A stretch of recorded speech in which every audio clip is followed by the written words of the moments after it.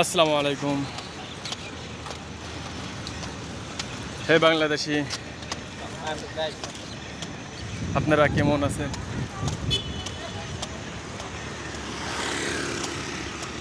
আমরা যদি আপডেট না দিই ভাই, আপনারা এই কম্বোডিয়ার সম্পর্কে কিছুই জানবেন না। এই দেশের পরিবেশ যদি আমরা না বলি, আপনারা এই কম্বোডিয়ার পরিবেশ কিছুই জানতে পারবেন না। ভালোর জন্য কথাগুলো বলি, কেউর ভালো লাগে, কেউর খারাপ লাগে।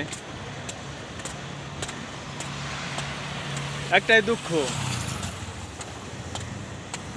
যারা 5-6 লাখ টাকা দিয়ে কম্বোডিয়া আসতে চান বা আসতে চাইতেছেন বা ইচ্ছুক, তাদেরকে বলি ভাই, যেই 6 লাখ টাকা দিয়ে আপনার কম্বোডিয়া পাড়া দেবেন, সেই 6 লাখ টাকা দিয়ে আপনি অন্য দেশে চলে যাবেন।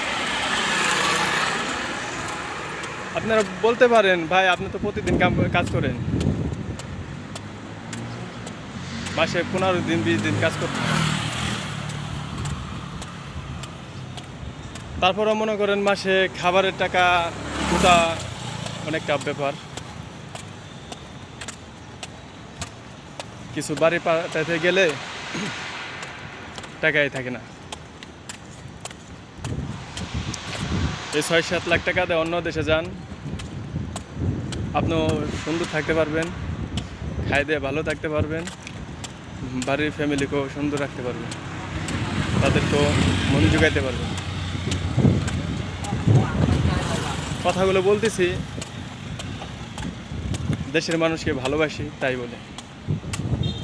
তারপরে যদি না শুনেন, না বুঝেন, আসেন কম্বোডিয়ায়,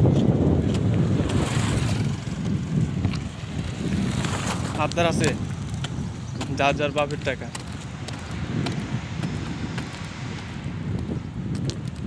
ঠিক আছে ভাই, ভালো থাকেন, সুস্থ থাকেন, আর আমার জন্য দোয়া করেন যে আমি অতি শীঘ্রই এদেশে যেহেতু টাকা দিয়েছি, বিনা শোধ করে আমি বাড়ি যেতে পারি। যাই হোক, সবাইকে বলতেছি আমার জন্য দোয়া করবেন। আসসালামু আলাইকুম।